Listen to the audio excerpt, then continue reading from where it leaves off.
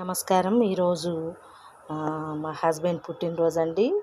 పుట్టినరోజు సందర్భంగా సేమియా చేశాను. ఇంకేమీ చేయలేదు, బయటే భోంచేసి వచ్చాము. మాకు ప్రేయర్ మీటింగ్ ఉండి భోంచేసి వచ్చామండి.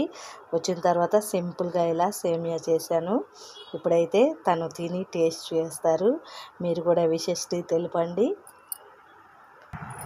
ఏమండి, హ్యాపీ బర్త్డే టు యూ. ఈసారి బర్త్డే అనేది సింపుల్గా సెలబ్రేషన్ చేసుకుంటున్నాం. మేము సేమియాతోటి సరి చేసుకున్నాం, ఎందుకంటే మనం భోజనం చేసే వచ్చాం కాబట్టి. ఇంకా నేనేమి వండలేదు ఫ్రెండ్స్. మీరు కూడా రవి గారికి మీ యొక్క విషెస్ని తెలియజేయండి. Happy birthday to you Ravi గారు. సింపుల్గా చాలు.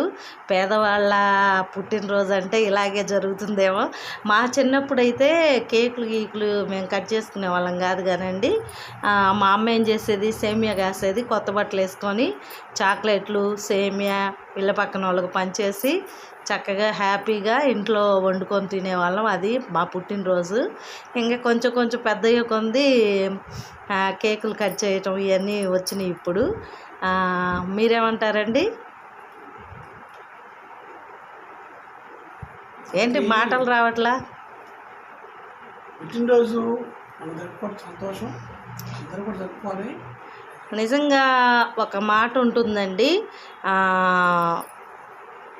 దయా కిరీటం అన్నమాట ఈ పుట్టినరోజు బహుమానం అనేది. చాలా సంతోషంగా ఉంది. రవి గారు, టేస్ట్ చూసి ఎలా ఉందో చెప్పండి.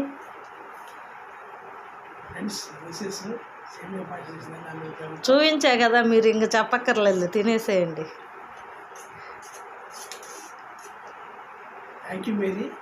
ఓకే, టేస్ట్ చేయండి, టైం వేస్ట్ చేయకుండా.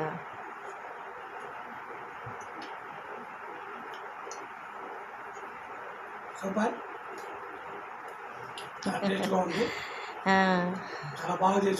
ఎంతో మంచి రోజు రవి గారు పుట్టినరోజు, మళ్ళీ మళ్ళీ రావాలి ఈరోజు. Happy birthday to you, happy birthday to you. ఓకేనా అండి? సేమియా పాయసం చాలా బాగుందండి, చాలా బాగుంటుంది. పంచదార సరిపోయిందా? పంచదార కానీ పాలు కానీ, పాలు, పంచదార, సేమియా, కొంచెం ఇలాచీ పొడి, కొబ్బరి నేతిలో వేయించేసానండి. ఇంకా డ్రై ఫ్రూట్స్ కూడా లేవు నా దగ్గర ఈ రోజుకి. ఇంక అంతేనండి రవి గారండి. Thank you. ఏదేమైనప్పటికి కూడా మనం హ్యాపీగా ఉండటమేనండి పుట్టినరోజు అంటే. ఉన్నదానిలోనే సంతోషంగా జరుపుకోవటం, ఉండటం అనేది నా ఆలోచన. ఒక మంచి పని చేయటం, ఈరోజు ఏదైనా ఒక మంచి పని చేయటం అనేది చాలా మంచి ఆలోచన. ఫ్రెండ్స్, మీరు కూడా రవి గారికి విషెస్ని తెలియజేయండి. Thank you for watching. Thank you so much అండి.